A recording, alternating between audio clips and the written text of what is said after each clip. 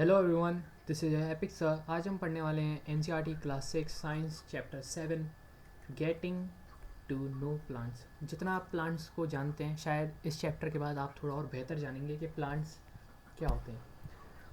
Plants are immovable living organisms. तो इस line पे जोर देना ज़रूरी है। वो इमूवेबल है, मूव नहीं कर सकते, पर लिविंग ऑर्गेनिज्म है, हमारी तरह लिविंग ऑर्गेनिजम्स में ही आते हैं, पर वो इमूवेबल है। that are present around us. They are essential for sustaining life on earth. क्यों? क्योंकि वो ऑक्सीजन हमें प्रोवाइड करते हैं, CO2 इनटेक करते हैं और O2 ऑक्सीजन को बाहर देते हैं। ऑक्सीजन की किसको ज़रूरत है? ह्यूमंस को, क्योंकि हम सांस लेते हैं ऑक्सीजन की वजह से। That we breathe. Classification of plants. अब अलग अलग प्लांट्स की जैसे कि अलग अलग क्राइटेरिया या कैटेगरी के ऊपर उनके डिफ्रेंशिएशन करा गया है on the basis of presence of flower. एक होते हैं आपके जिनमें फ्लावरिंग प्लांट्स होते हैं, जिसमें फ्लावर आते हैं। The plants which bear flowers are called flowering plants. इनको हम और भी टर्म होती है इनकी एंजियोस्पर्म्स। एक ये टर्म हो गई, for example sunflower, mango etcetera. और दूसरा आता है नॉन फ्लावरिंग प्लांट्स। एक फ्लावरिंग प्लांट्स हो गया, एक नॉन फ्लावरिंग प्लांट्स हो गया। नॉन फ्लावरिंग प्लांट्स में सिंपल जिनमें फ्लावर नहीं आते, which do not bear flower, are called non flowering plants और जिम्नोस्पर्म। तो एक हमने पढ़ा एंजियोस्पर्म, एक आप ऐसे रखना एंजियोस्पर्म, और दूसरा क्या है? जिम्नोस्पर्म। अब थोड़ी टेक्निकल बायोलॉजिकल टर्म्स आनी शुरू हो गई हैं, तो उनको आप याद रखना शुरू करिए। मनी प्लांट इसका एग्जाम्पल हो गया, उसका ऊपर का एग्जाम्पल सनफ्लावर है। आगे बढ़ते हैं। अब हमने इनको ऑन द बेसिस ऑफ किसके ऊपर? फ्लावर के ऊपर डिवाइड किया था। अब हम इसको किसके ऊपर डिवाइड करेंगे? अब हम height, on the basis of height. Stem, stem की क्या टाइप है, साथ में ब्रांचेस, ब्रांचेस कैसी हैं, तो उसके ऊपर हम इसको डिवाइड करेंगे कि कैटेगरी देखेंगे कि क्या क्या है। तो इसमें आपकी 5 कैटेगरी होती है: herbs, shrubs, trees, climbers and creepers. Herbs हो गए, श्रब्स हो गए, ट्रीज हो गए, क्लाइंबर्स हो गए, क्रीपर्स हो गए। सबसे पहले हम हर्ब के बारे में पढ़ते हैं। हर्ब्स जो होते हैं सॉफ्ट होते हैं, काफ़ी ग्रीन होते हैं, और टेंडर। टेंडर एक तरह से कह सकते हैं, सॉफ्ट की एक और डेफिनेशन बोल दी कि बिल्कुल ईजी होते हैं कट करने में, इनको आप प्लग कर सकते हो आसानी से। हर्ब्स जो हाइट जो होती है बहुत छोटी होती है, स्मॉल प्लांट्स होते हैं, और इनकी ब्रांचेस इतनी ज़्यादा नहीं होती, बहुत कम होती हैं। शॉर्ट लाइफ स्पेन होती है इनकी, और 1 या 2 सीजन के लिए रहते हैं। एग्जाम्पल हो गए टोमेटो, मस्टर्ड, रेडिश। रेडिश यानी कि मूली, मूली खाकर झूली, क्या झूली? झूला। Sunflower, wheat and etcetera. ठीक है, आगे चलते हैं। श्रब्स, श्रब्स क्या हो गए? Shrubs are medium size. तो हर्ब्स में हमने क्या पढ़ा? स्मॉल साइज, इसमें मीडियम साइज प्लांट्स हैं, बिगर होते हैं हर्ब्स से, हार्ड होते हैं, और वुडी स्टेम होती है इनकी, स्टेम ज़्यादा थिक नहीं होती बिल्कुल। और shrubs develop near the base of the stem. जैसे कि मान लीजिए ये इनकी स्टेम है, तो यहीं पे इनके ब्रांचेस जो हैं वो डेवलप हो जाती हैं। किस में? नीचे बेस साइड में। बेस साइड में जो ब्रांच है वो डेवलप हो जाती हैं। एग्जाम्पल है रोज, जैस्मिन, क्रॉटन और बोगेनविलिया, इसका एग्जाम्पल है। आगे हम बढ़ते हैं। ट्रीज, ट्रीज तो नॉर्मली हमको सबको पता होता है, ऐसे जो बहुत लंबे होते हैं, वेरी टॉल, हार्ड होती है इनकी स्टेम, और thick wood stem are called trees. Stems have branches in the upper part. जैसे ये अगर ये ट्री है, तो इनके जो अपर पार्ट है यहाँ पे इनकी स्टेम होती हैं, और यहीं पे ये पेड़ होता है। And much above the ground the trees have one main stem called trunk. ये मेन स्टेम होती है इनकी, इसको हम बोलते हैं ट्रंक। और for example mango, palm, teak, oak, sandalwood, coconut, banyan. तो सबसे पहले हमने क्या पढ़ा? हर्ब्स। हर्ब्स की सबसे छोटी हाइट होती है, ज़्यादा इनकी ब्रांचेस भी नहीं होती। फिर हमने पढ़ा श्रब्स। श्रब्स की हाइट थोड़ी ज़्यादा होती है हर्ब्स के कंपैरिजन में, इनकी ब्रांचेस भी थोड़ी ज़्यादा होती हैं, पर बेस में ब्रांच होती हैं ज़्यादातर इनकी। फिर हमने पढ़ा ट्रीज़। ट्रीज़ काफ़ी बड़े होते हैं, इनकी मेन ब्रांच भी होती है, मेन स्टेम होती है जिसको हम ट्रंक बोलते हैं, और काफ़ी सारे अदर ब्रांचेज होती हैं इनकी जो अपर साइड में होती है, और काफ़ी बड़े होते हैं in comparison to shrubs and herbs. फिर आगे पढ़ते हैं हम क्लाइंबर। क्लाइंबर नाम से पता चल रहा है कि कुछ चढ़ने वाला कुछ इसमें सिस्टम बन रहा है। A plants having thin and weak stem which can not stand upright on its own. जो खुद के उस पर सपोर्ट के कारण खड़ी नहीं हो सकती, एक तरह से कह सकते हैं विकलांग कोटे से आते हैं, खुद खड़े नहीं हो पाते, इनको किसी और की सपोर्ट की ज़रूरत पड़ती है। और इन क्लाइंब अप फॉर क्लाइंब इनको हम बोलते हैं क्लाइंबर्स, इनको फैंस चाहिए जो इनको हेल्प करते हैं, जो स्पेशल ऑर्गन इनको मदद करता है क्लाइंब करने में, उसको हम बोलते हैं tendrils. Some climbers have stem tendrils, और किसी की लीफ होती है वो टेंड्रिल होती है, जैसे कि किसी की, अब इसमें आप देखिए, इसमें ये जो है ये इसकी स्टेम मदद कर रही है इसको ऊपर चढ़ने में, और यहाँ पे ये लीव्स मदद कर रही हैं ज़्यादातर। आगे हम बढ़ते हैं। The tendrils wind themselves around any neighbouring object and help the plant to climb up, help करते हैं उसको ऊपर बढ़ने में। For example money plant, pea plant, bitter gourd, bottle gourd etcetera. आगे हम बढ़ते हैं। क्रीपर्स, ऐसे ही होते हैं creepers, a plant having thin and weak stem. इसमें बस डिफरेंट क्या है, ये क्रीपर से डिफरेंट क्यों है, ये ग्राउंड साइड पे ही अपना स्प्रेड होते हैं। जैसे क्लाइंबर्स वर्टिकली स्प्रेड होते थे ऊपर की साइड में, ये हॉरिजॉन्टली स्प्रेड होते हैं ग्राउंड साइड में, ऐसे मानिए आप, क्योंकि इनके पास स्पेशल ऑर्गन नहीं होता। कौन सा? टेंड्रिल नहीं होता इनके पास टेंड्रिल नहीं होता है, जिसके कारण ये ऊपर नहीं चढ़ पाते और क्रीपर बोलते हैं, यानी ये नीचे ही रहते हैं। विच can not stand upright but spread on the ground is called creeper.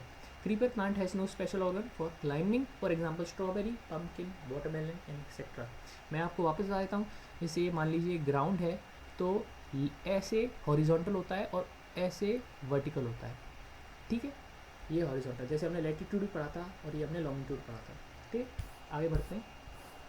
Stem क्या होती है? The part of plant that rises vertically, वही खड़े रहना, जैसे ग्राउंड है तो ऐसे खड़े रहना, ये स्टेम है, ground is called the stem. Function of stem क्या होता है? प्लांट को सीधे खड़ा रखना, इसका फंक्शन है एक। Stem bears and support branches, leaves, flower and fruit. Flower, leaf, fruit और ब्रांच को ये सपोर्ट देता है।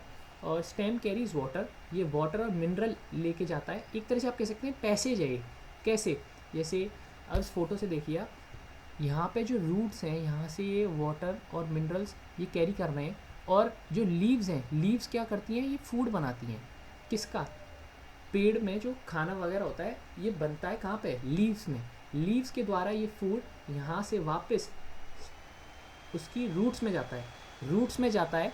तो ये एक तरह से हम कह सकते हैं यहाँ पे एक सिम्बायोसिस देखने को मिल रहा है हमें। सिम्बायोसिस, सिम्बायोसिस का मतलब क्या होता है? एक दूसरे के ऊपर डिपेंडेंट, एक दूसरे के ऊपर निर्भर करना, यानी कि रूट्स जो हैं वो लीफ पे डिपेंड कर रही हैं कि लीफ जो खाना बना के वापस रूट्स को भेजेंगी, और लीफ जो है रूट्स पर डिपेंड कर रही हैं कि रूट्स जो है वाटर और मिनरल्स को वापस भेजेंगे। तो stem carries water and minerals from the roots to the leaves and other parts of the plant. The stem carries water and minerals from the roots to leaves. अच्छा, ये वापस से ऐड होगी, कोई बात नहीं, एक बार अपना रिवीजन हो गया तो वही समझ में आ गया, स्टेम का ये काम होता है। आगे हम बढ़ते हैं लीफ। लीफ का क्या काम होता है? लीफ जो होता है flat, thin, narrow, broad green part of the plant होता है। फंक्शन ऑफ लीफ क्या है? The leaves make food, simple, plant by process of photosynthesis. Photosynthesis simple मैं आपको प्रोसेस बता दूं, लीफ क्या होता है? कार्बन डाइऑक्साइड लेता है प्लांट, फिर और प्लस अगर आप उसके साथ वो लेता है वाटर, और इन प्रेजेंस ऑफ सनलाइट, जब सनलाइट प्रेजेंट होती है तो ये क्या बनाता है? अपना फूड। तो मतलब कार्बन डाइऑक्साइड, फिर उसमें पानी मिलाने, और इन प्रेजेंस ऑफ सनलाइट तो क्या बनाता है? लीफ क्या बनाती है? फूड। इस प्रोसेस को हम क्या बोलते हैं? Photosynthesis. So they are called food factory of the plant. The leaf get rid of excess water from the plants through transpiration. Leaf के क्या है? जैसे आप मान लीजिए ये लीफ है और यहीं पे क्या है, इसके पोर्स होते हैं जिसके कारण ये वाटर को एवेपोरेट कर देती है ऊपर, जिसके कारण एक्सेस वाटर जो रूट सप्लाई करता है वो निकल जाता है। The leaves carry out the process of respiration in the plants. आगे हम बढ़ते हैं। पार्ट्स ऑफ लीफ, तो एक इसका मेन एक चैनल आप मान सकते हैं, जो इसको हम मिडरिब बोलते हैं, इसको हम मेन वीन बोलते हैं। एक इसका लेमिना होता है जो लास्ट में ऐसे पार्ट होता है, लीफ ब्लेड बोलते हैं इसको। और ये सबऑर्डिनेट वीन्स जो अलग दूसरी वीन्स हैं, इनको हम वीन्स बोल देते हैं। और पेटियोल इसका जैसे बेस लाइन स्ट्रक्चर से शुरू होता है, उसको हम बोलते हैं पेटियोल। लीफ का स्टॉक डायरेक्ट का बेस वाला पार्ट लीफ का। अब ऐसे ही लेमिना क्या होता है? The broad green part of the leaf is called lamina और द लीफ प्लेट। वीन्स क्या होती हैं? Thin lines on the leaves are called vein. Midrib क्या होती है? मेन जो लीफ की जो बीच वाली वीन होती है, prominent line in the middle of the leaf is called midrib और द मेन वीन। अब वीनेशन होते हैं, अरेंजमेंट ऑफ जो लाइनिंग जो अरेंजमेंट होता है ना, वीन्स का जो अरेंजमेंट होता है in the lamina leaf plate is known as venation. Venation help करती है ट्रांसपोर्ट ऑफ फूड में और वाटर में। वीनेशन दो प्रकार की होती है, एक रेटिकुलेशन वीनेशन, एक पैरेलल वीनेशन। रेटिकुलेट वीनेशन में क्या होता है, मैं आपको थोड़ा इसको जूम करके दिखाता हूँ। जैसे कि आप यहाँ देख सकते हैं ये रेटिकुलेट वीनेशन है। इसमें जो नेट लाइक स्ट्रक्चर ऐसे ऐसे ऐसे ये आपको नेट लाइक स्ट्रक्चर देखने को मिल रहा है। ये नेट लाइक स्ट्रक्चर अगर आपको देखने को मिल रहा है, ऐसे ही यहाँ पे जो है आपको पैरेलल स्ट्रक्चर देखने को मिल रहा है वीनेशन का, मतलब वीन्स का जो पैरेलल स्ट्रक्चर देखने को मिल रहा है, ये इसका पैरेलल स्ट्रक्चर देखने को हमें मिल रहा है। फिर हम आगे बढ़ते हैं। हाँ, venation helps in transport of food. तो एक रेटिकुलेशन वीनेशन हमने पढ़ा, रेटिकुलेशन वीनेशन हमने पढ़ा। In the leaf form of a net-like design, both sides of the midrib. In parallel venation, the veins in the leaf run parallel to another. ठीक है, आगे हम देखते हैं एग्जाम्पल पी प्लांट, नीम ट्री, तुलसी, मैरीगोल्ड, मस्टर्ड। एग्जाम्पल इसके और parallel venation के क्या है, वीट, राइस, मेज, मिलेट, शुगर केन, बनाना, बम्बू एक्सेट्रा। फिर इसके आगे बढ़ते हैं, थोड़ा सा हल्का सा बड़ा चैप्टर है पर ये अच्छा चैप्टर है। अगर आप इसकी नॉलेज होगी ना आपको तो आपका एक बेस बड़ा अच्छा बन जाएगा। Photosynthesis, वही simple the process by which leaves prepare food for the plant is called photosynthesis. The green leaves of the plant combine carbon dioxide, water in presence of sunlight. मैंने आपको बता ही दिया, CO2 इसमें मिला दो, वाटर, और in presence of sunlight, ये सन है, इन प्रेजेंस ऑफ सनलाइट आपका क्या बन जाता है, फूड बन जाता है। इस प्रोसेस का मतलब फोटोसिंथेसिस। ट्रांसपिरेशन क्या होता है, water comes out of the leaves in the form of vapour by process called transpiration. Plants release a lot of water in the air through this process. पानी को निकालना in form of water vapour through leaves is called transpiration. Removing excess water, ये सही सब रहेगा। Root क्या होता है, root is the part of the plant that grows below the ground under the soil. Function of the root क्या है, it anchors the plant in the soil. मतलब एक तरह से ये स्थिरता, एक तरह से सपोर्ट बना के रखता है ये सॉइल में, और ये उखड़ आप इसको ऐसे ही नहीं उखाड़ सकते, ये काफ़ी सपोर्टिव होता है नेचर में। रूट्स जो होती हैं वो प्लांट को काफ़ी सपोर्ट करती हैं। It absorbs water and minerals nutrients from the soil. जो न्यूट्रिएंट हैं, मिनरल्स हैं, वो सॉइल से ये लेती हैं रूट्स एंड ट्रांसफर करती हैं कहाँ पे, लीव्स को and other parts of the plant. It holds soil particles together thus preventing soil erosion. Soil के पार्टिकल्स को भी साथ में रखें ताकि इरोजन ना हो। इसीलिए डिफॉरेस्टेशन के कारण ही सॉइल इरोजन होता है। आज आपको पता चल गया होगा कि सॉइल इरोजन क्यों बोलते हैं, कि डिफॉरेस्टेशन सॉइल इरोजन क्यों होता है, क्योंकि रूट्स सॉइल पार्टिकल्स को एक जगह बनाए रखते हैं। अगर रूट्स ही नहीं होंगी तो सॉइल इरोजन होगा। Types of root, types of root होती हैं। एक होती है आपकी टैप रूट।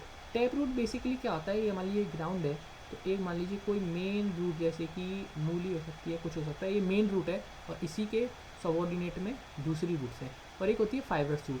फाइबरस रूट में एक मेन जो रूट नहीं होती, इसमें एक फाइबर की तरह डायरेक्ट आप मान सकते हैं कि ये सब कोई इसमें मेन रूट नहीं है, ये ऐसे ही डायरेक्ट फाइबर, ऐसे ही फाइबर की तरह हो रहा है। तो tap root is the are the main root and the smaller side roots are called lateral roots. तो ये जो होती है ये टैप रूट होती है, और जो इसकी सबऑर्डिनेट दूसरी रूट्स हैं इसको हम क्या बोलते हैं, lateral root.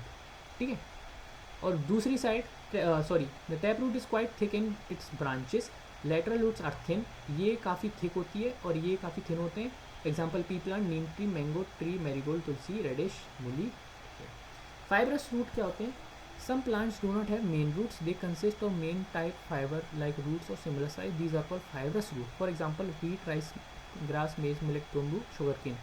fibrous root simply कोई इनमें मेन रूट नहीं होती। जैसे डायग्राम से आप और बेटर समझ जाए कि ये इसकी मेन रूट है और ये जो इसकी रूट्स हैं इनको हम बोलेंगे लेटरल रूट, लेटरल रूट। और इसको हम क्या बोलेंगे, मेन रूट को हम क्या बोलेंगे, टैप रूट।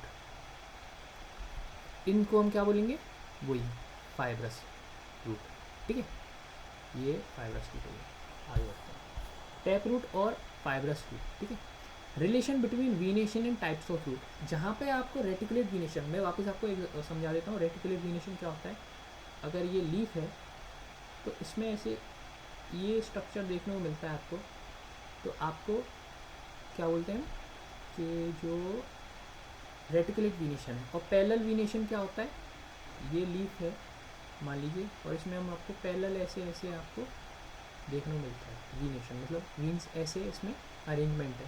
तो रेटिकुलेट वीनेशन जहाँ होता है वहाँ पे टैप रूट देखने को मिलती है, और पैरेलल वीनेशन जहाँ होता है वहाँ पे फाइब्रस रूट देखने को मिलती है। वापस एक बार और बता देता हूँ, रेटिकुलेट वीनेशन जहाँ होता है वहाँ टैप रूट देखने को मिलती है, और जहाँ पैरेलल वीनेशन होता है वहाँ पे फाइब्रस रूट देखने को मिलती है। आगे बढ़ते हैं, फ्लावर। फ्लावर के क्या क्या पार्ट होते हैं, क्या क्या चीज़ होती है, उससे पहले मैं आपको खुद एक बार पढ़ाना चाहता हूँ। आप क्या उससे और बेटर तरीके से आपको समझ में आ जाएगा, फिर एक बार हम वो पढ़ेंगे तो आपको रिवीजन मिल जाएगा। सिंपली फ्लावर बना होता है ऐसा, ये मैं आपको थोड़ा बता देता हूँ, ये ऐसे ऐसे थोड़ा अपन अभी पहले पढ़ लेंगे तो थोड़ा अपने दिमाग में बैठ जाएगी चीज़। ये एक हो गई अपनी, ये ऐसे ऐसे, ठीक है। तो ये होता है आपका स्टिग्मा, ये होगा आपका पेटल, जो आप फ्लावर का वो देखते हो ना हिस्सा, ये आपका ये वाला जो हिस्सा होता है ओवरी, बीच में यहाँ पे जो होता है वो स्टाइल होता है ये वाला हिस्से में, और बेसिकली ये आपका पिस्टल हो गया। नहीं, ये पिस्टल नहीं होता। आप अब हम इसको थोड़ा अपने डिटेल में समझ लिया, अब हम थोड़ा इसको और बेटर तरीके से समझते हैं। Parts of flower, the flower, यहाँ पे पढ़ते हैं, the flower is that part of plant that contains the reproductive organ. इसी की वजह से आगे नए जो फ्लावर हैं या फिर नए जो ट्रीज वगैरह हैं वो आपके वहाँ पे रिप्रोड्यूस होते हैं। The main function of the flower is to produce fruits and seed, fruits और सीड्स को वापस पैदा करना। अगर सीड्स नहीं होंगे तो वापस वो प्लांट कैसे होगा। पार्ट्स ऑफ द फ्लावर, तो पहले आता है इसमें स्टिग्मा, ये वाली, फिर आता है इसका स्टेमिन, फिर आता है इसका पेटल, फिर आता है इसका सेपल, और ये आता है इसका ओवरी।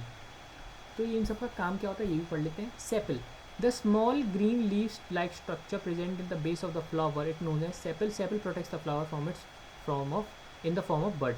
जब ये छोटा सा ऐसे बर्ड टाइप होता है तो यही इसके जो सेपल होते हैं इस तरह से इसको कवर अप करके इसको प्रोटेक्ट करते हैं। Petal, petal are the most colourful and attractive parts of the flower, it attracts the insects for pollination. Pollination process होता है जिसके आगे रिप्रोड्यूस होते हैं वापस। The ring of petals in the flower protects the reproductive organs of a flower. Okay, the ring petals in a flower protect the reproductive organs of the flower. आगे पढ़ते हैं स्टेमिन। स्टेमिन क्या होता है, ये मेल रिप्रोडक्टिव पार्ट होता है flower का।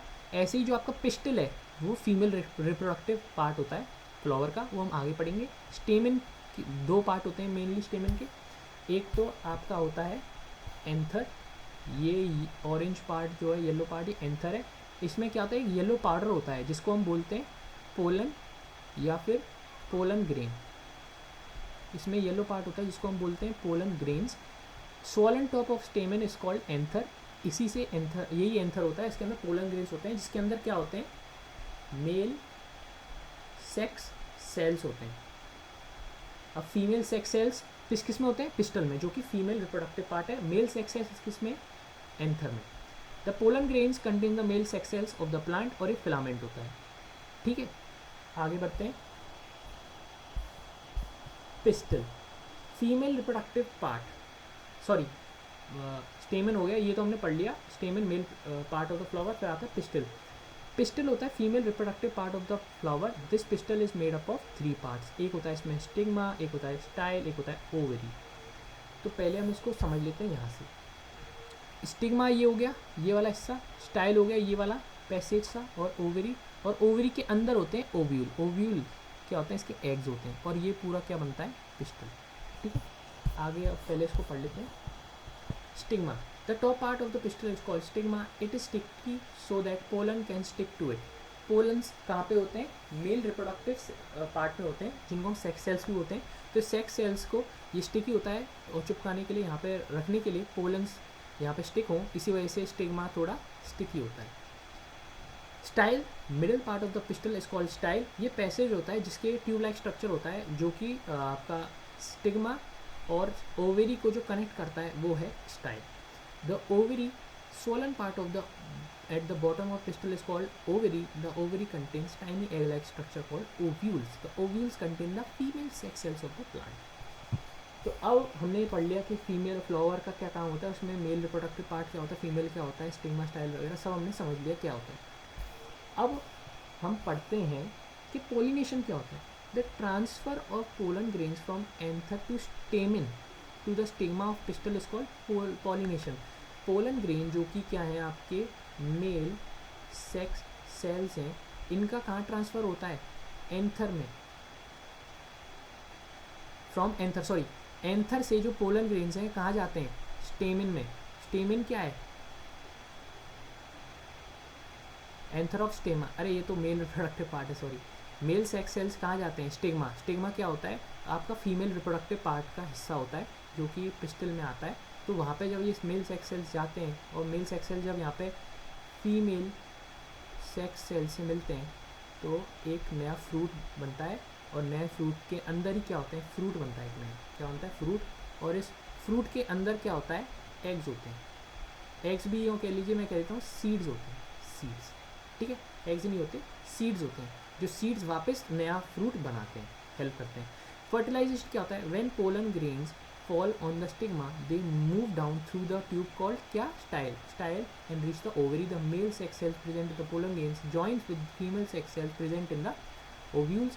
This is called fertilization. क्या होता है fertilization? वापस पढ़ते हैं। The male sex cells pollen in the pollen grains join with the female sex cells present in the ovules. This is called fertilization. After fertilization, the ovules grow and become seeds. fertilization के बाद बड़े होते हैं और फिर वो seed बनते हैं।